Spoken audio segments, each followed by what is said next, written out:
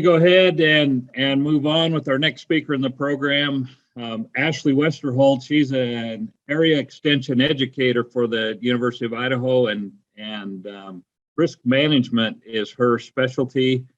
She's housed in the Department of Ag Econ and Rural Sociology at the University of Idaho, but has her office in the Magic Valley in Twin Falls.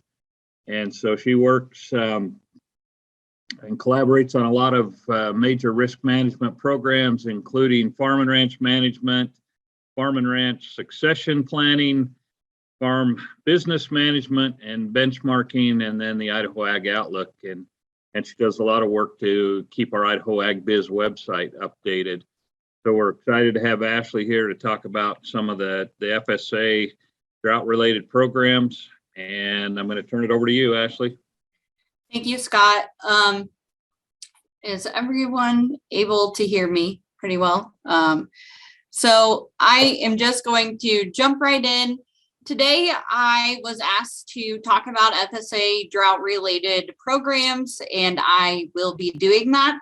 However, I always like to talk about a little bit of insurance, just because it is something that I think every producer, livestock producer, should consider, just because we have found that program to be somewhat successful. At least I know the people that have enrolled, just anecdotal evidence for it to be successful. So I will be talking about insurance program, PRF, as well as talking about the FSA drought-related programs today.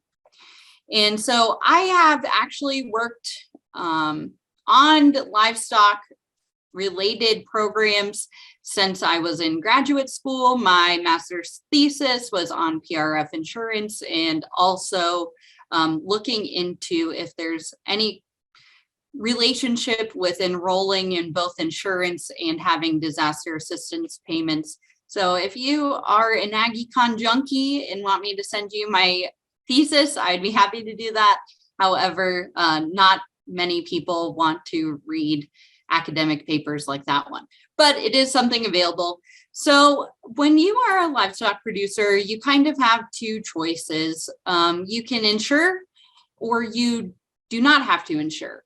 And insuring could mean that you use insurance payments mixed with disaster assistance. You choose one or the other.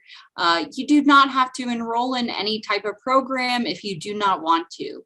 However, there are these programs that are available to you as livestock producers that I just would hope you consider today as I go through this presentation, and just think about some things that could potentially help your operation, maybe in profitability, but also risk management, as we hope that you are getting payments because you had a loss of some sort. So again, I will be talking about this insurance program that I hope a lot of you have already enrolled in, especially this year, this past year with the drought. Each year you have to enroll by November 15th or around that date for the next year. And so our date has come and passed for enrolling in this program, but I hope you consider enrolling this upcoming November for 2023, just because, again, it is a program that is subsidized by the US government for livestock producers. So it is called the Rainfall Index Insurance for Pasture, Rangeland, and Forage. It is referred to as PRF. It is to insure perennial range, pasture, and forage only, so perennial. Annual forage crops are not eligible under this PRF program. It is for grazing and hayland only, and since this is a rangeland symposium, I thought that it would be good to talk about this program. So it must be intended for haying or grazing livestock. Same acreage cannot be insured for both hay and grazing land. A producer must select what they are using their land for. That could be haying or grazing. If the intent is both hay and graze, producer must elect whether to insure as hay or grazing land based on their needs and their risk. And so the rainfall index insurance is very interesting. It is not like a multi-peril insurance program that some of our crop producers are able to receive on their farms.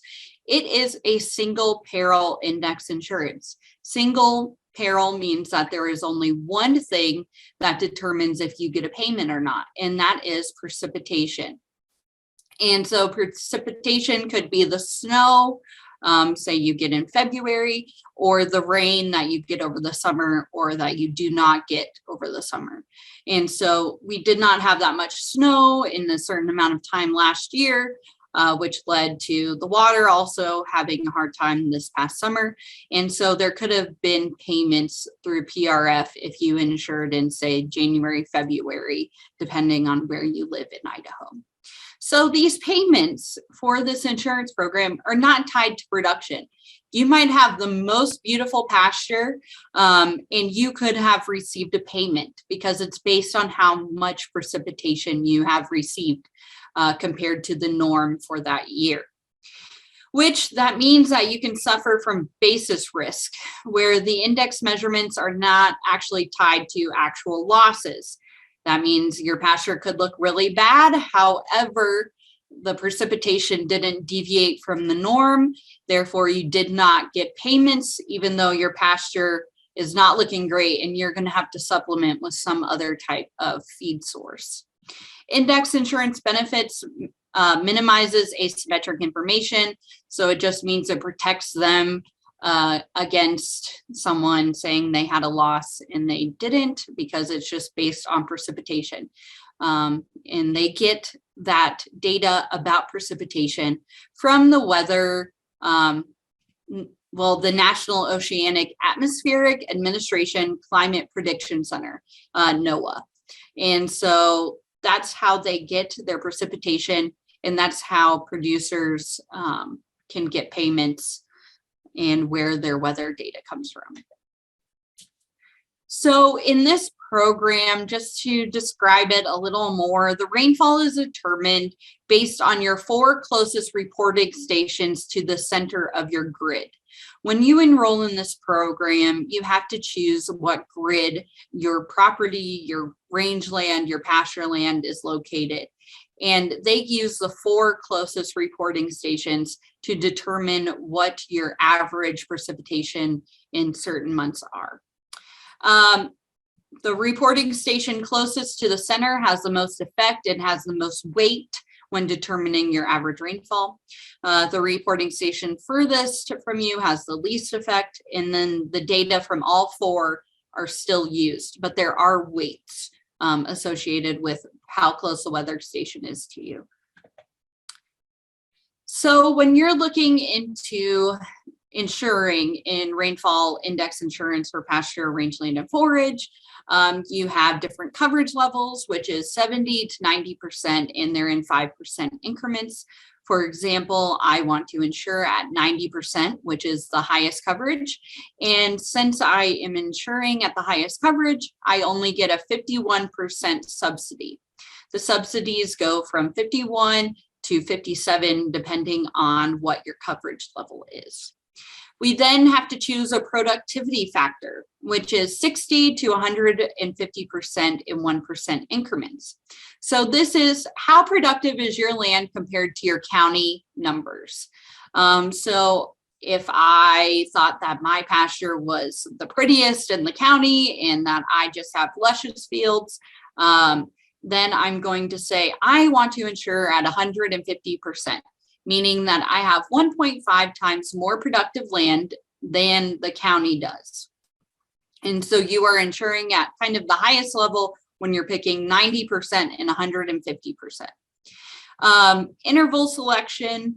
So you have to choose which 2-month intervals you would like. And you have to have at least 2, and the weights have to equal 100%.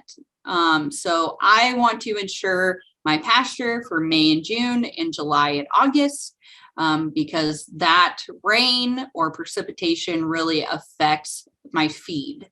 And so that might not be true for you. Maybe you're saying, if I do not get snowfall in January, February months, that really affects how my pasture looks. And then you'd want to insure in those months. And so the highest weight you can choose is 70% for one of these intervals, and you need to at least pick two. So it could be 70-30, but for my example, I just did 50-50 in each of those intervals. And I know this is a lot of information. Again, I'm just trying to get an overview of this program that is available to you. And I will have some resources that you can follow through or follow up looking at this program and see if it fits for your operation. So again, the area that you would be insuring is a grid, and it is about 17 miles by 17-mile grid. It does not follow geopolitical boundaries. Therefore, if you have land that is in both Jerome and Gooding County and it's on boundaries, it doesn't matter. It is based on your grid. Some grids are not insurable, but most of them in Idaho are. So again, that shouldn't affect you.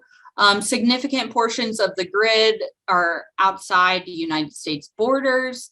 That's if you are on the Canadian border, or in the Mexican border. So there is no actual data for such grids that are outside the US. So that should not impact you unless you're in boundary county, then it might.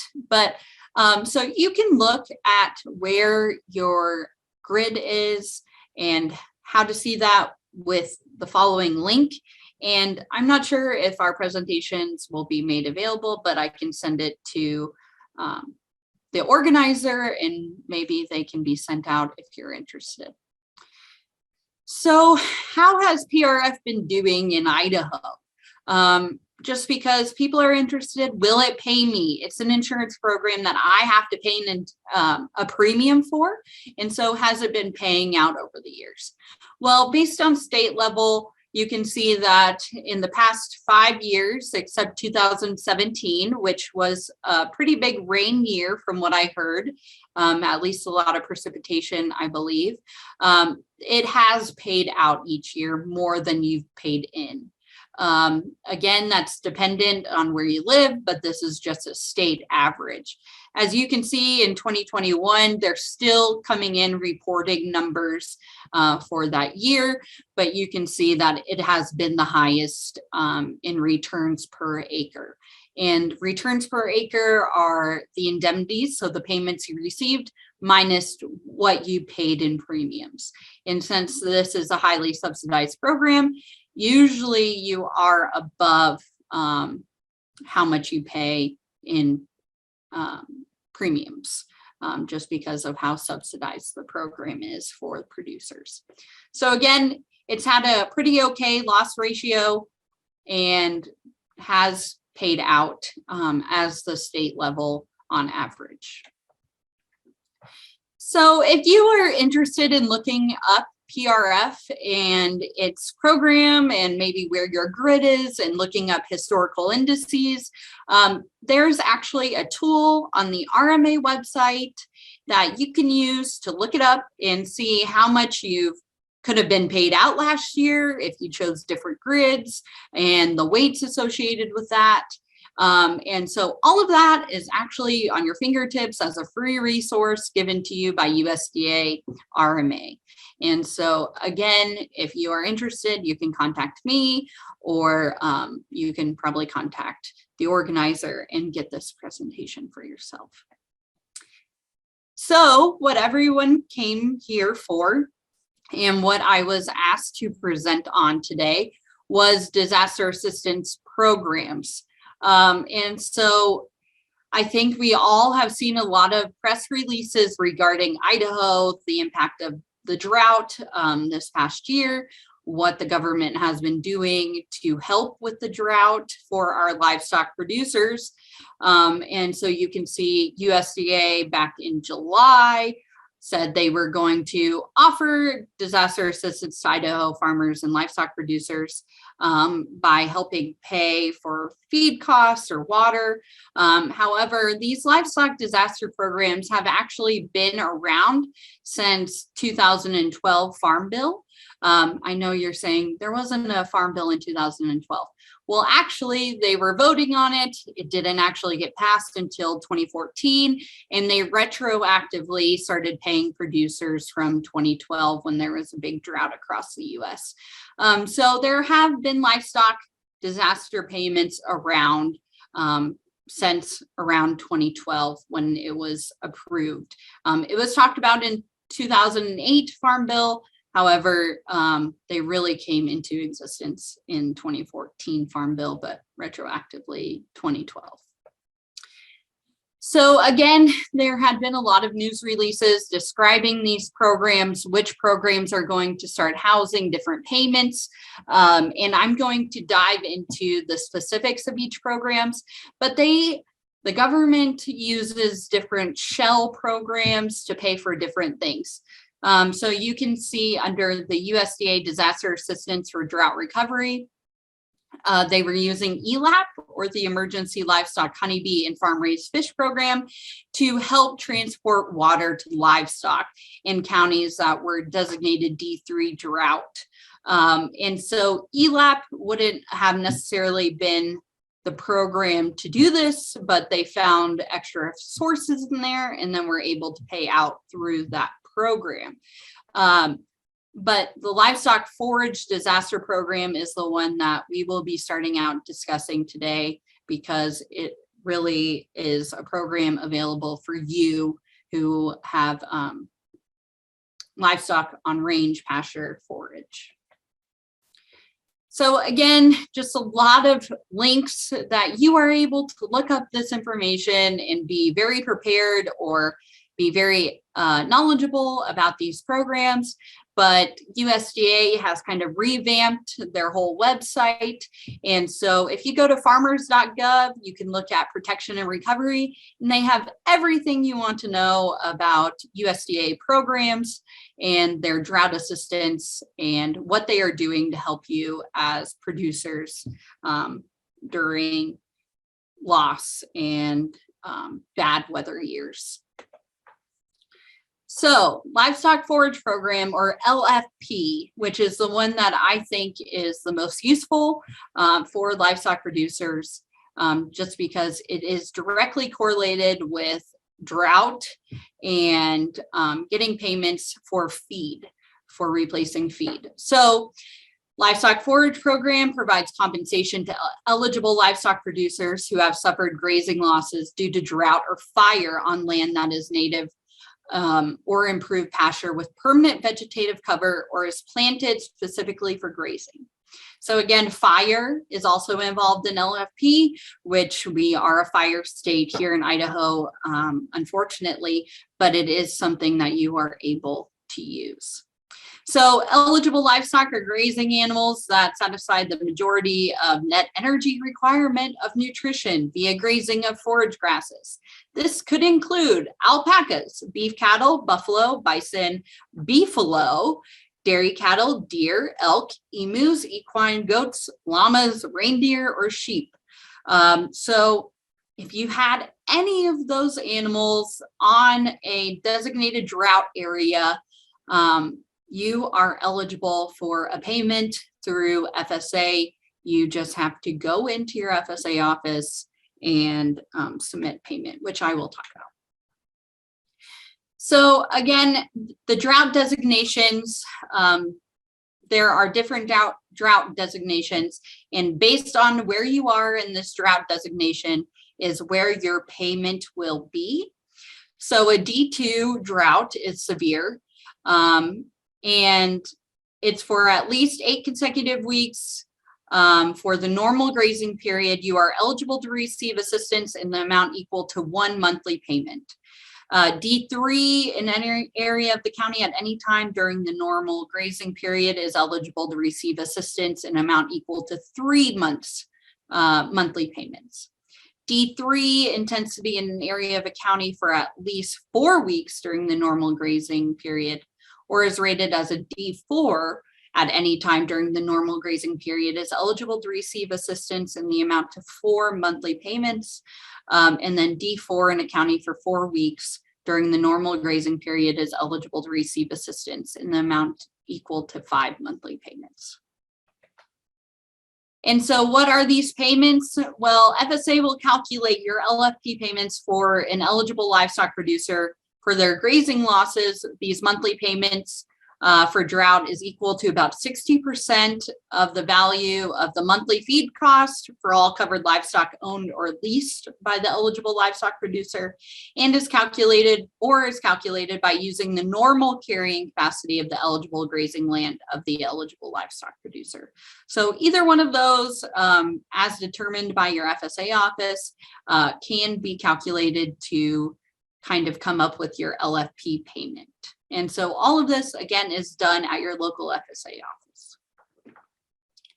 Well, in enrollment, you need to put in an application for payment and the required supporting documentation to your FSA office within 30 calendar days after the end of the calendar year, which the grazing loss occurred. Today is January 11th. You have until January 30th to go to your FSA office to see if you qualify for LFP payments based on the drought this year, if you have not already done so. And so you have just a couple weeks left to go in there. If you haven't already, give supporting documentation of you've had this many cattle or this is how much land. You have to have some sort of farm records to prove that you had cattle during that period and you have a normal grazing period, just to show you are eligible for these LFP payments. But it's not too late to get payments from the 2021 drought. So that is exciting for you. And I'm glad to hopefully tell someone new this information, but I bet all of you have already went to your FSA office. So what have the LFP payments looked like over time in Idaho? Again, we will not have 2021 numbers until this summer, just because you are able to continue to sign up for LFP payments through January, and then the government does government things and will make us wait until the summer to receive information of what the payments look like. I will say I talked to our FSA office and they said, it will be insane, the amount of money that they are going to shell out this year, and we will see that when it becomes available. So just so you can see over time how many LFP payments. Again, 2012 was the year that you were able to get payments, even though you didn't receive them until 2014 because it was retroactive with the 2014 Farm Bill. However, 2012 is technically the first year that LFP was available. Yeah, so you can see that we had a couple of good rain years. We didn't really have that many droughts. So the last kind of 5 years have not seen that big of LFP payments compared to 2013, 14, and 15. So another FSA program is the Livestock Indemnity Program. So it provides benefits to eligible livestock owners or contract growers for livestock deaths in excess of normal mortality caused by eligible loss conditions. So it could be weather.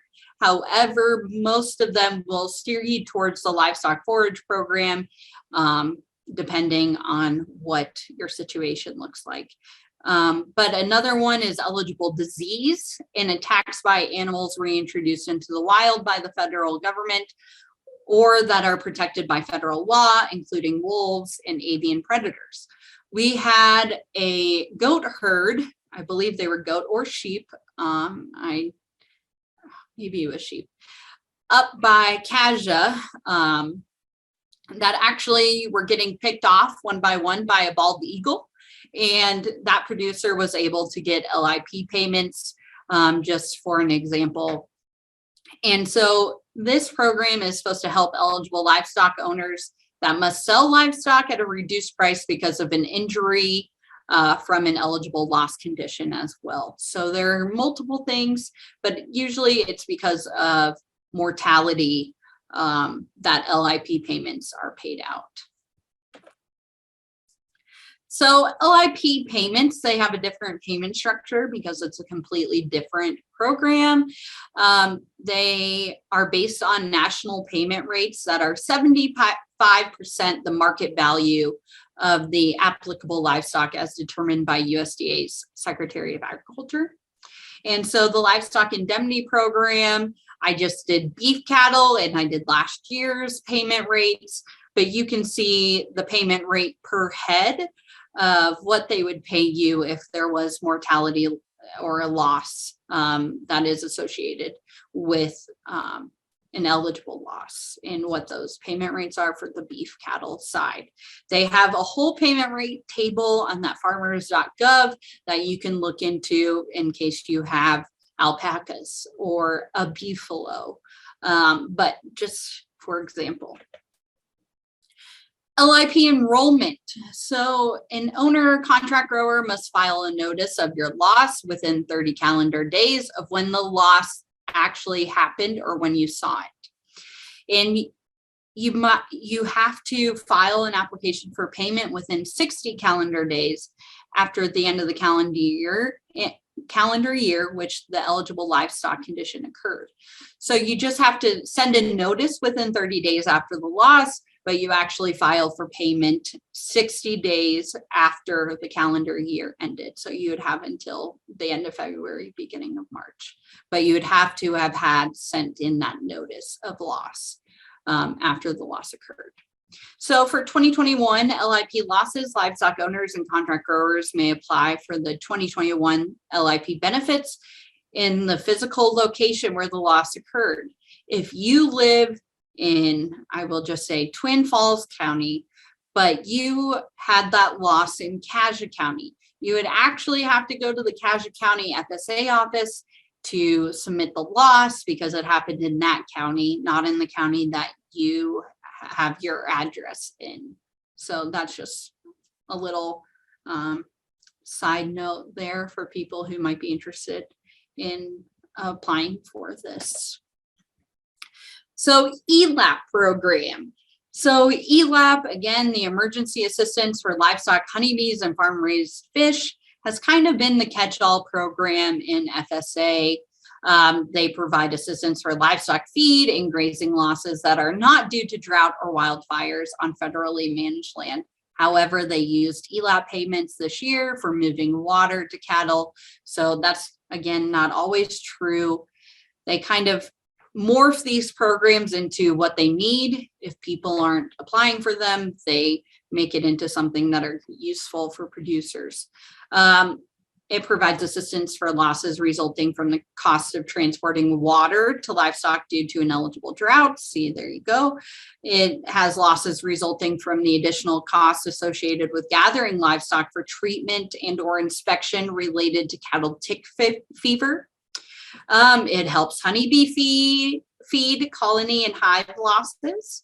And it helps farm-raised fish feed and death losses. And so ELAP, again, is kind of this overarching program that can be transformed into what the government needs. At least that's what I've seen since working in this realm of insurance programs and disaster systems. So ELAP enrollment, producers can apply to receive ELAP assistance at a local FSA service center. ELAP application period ends December 31st of each calendar year. So in addition to submitting an application for payment, producers who suffered losses must submit a notice of loss to the local FSA service center that maintains farm records for their business. So if your date of loss was between January 1st and December 31st, you have different dates. So even though they say it ends on December 31st, you are able to kind of retroactively or send in a late application January 30th, and you could still qualify to get an ELAP payment. So I guess the end of my presentation, and I went through that fairly quickly, and I think there are some questions in the chat, so I would be happy to entertain those. But bottom line, go to your FSA office. They have a lot of resources. They're overrun right now, I think, but I believe they are getting better, not as busy potentially, but they just have a lot of programs that are interesting for producers that you can use. And a lot of people are just afraid of going to an FSA office. You will have to know your farm number, which can be difficult for some producers. I know livestock producers especially are not used to being able to get disaster payments or sign up for insurance just because it hasn't always been available. So it's something that some producers feel weird doing. However, I encourage you, this is money from the government paid by tax dollars to help producers in these trying times or adverse events. And so I highly recommend using these programs, because if they're not used or not used correctly, they can always be changed, and it could be approved in the next farm bill not to have them, type of thing. So just use the programs while they're available, especially when they're fully subsidized, like the disaster assistance payments, or heavily subsidized like PRF insurance. Again, I would encourage you to talk about PRF, maybe with an insurance agent. If you cannot find one, there is a list on the RMA website that I would love to send to you guys to find someone who sells PRF in your area. The nice thing about PRF is you do not have to pay your premiums when you sign up in November. You pay them at the end of the year. So that way, if you get in a payment, they kind of pay for the premiums themselves, and then whatever you get is extra, which is nice. So you don't have to come up with cash to pay for your premiums as soon as you enroll. So yeah, those are the things that I'm talking about today. I did not hit on the CRP or EQIP programs, as they did not fall under kind of FSA ones for me. But yeah, happy to entertain questions at this time. So thanks, Ashley. So one of the questions that was asked was about the American Rescue Plan debt, how that works and how producers qualify, and what the status is on that plan. Yeah, so I would have to look more into that plan. I haven't done a lot of research in regards to that, but I would be happy to look more into it if that producer was interested in messaging me or wanting me to look further into it. I just haven't. So sorry, I can't answer that question right now, but happy to look into it. Okay, and then, oh, I see Joseph dropped a thing in the chat website. And then one of the, just a comment I was going to make is, I know there were a few questions about it, but all of these presentations are being recorded and will be made available through the Rainfall and the website there. And so if you do want to go back and look at some specifics, I know Ashley presented just there's a ton of information about programs and things, and might be very helpful to be able to go back and look at those things. Yeah, so if anyone wants my contact information, it's just Ashlee, ASHLEEW @uidaho.edu. Oh, someone asked that right before I said that. And so I can type that answer in. And thank you for your questions. Again, I'm sorry that I haven't looked into this debt program yet, but it is something that I am willing to do for you. So, yeah, any more questions for me?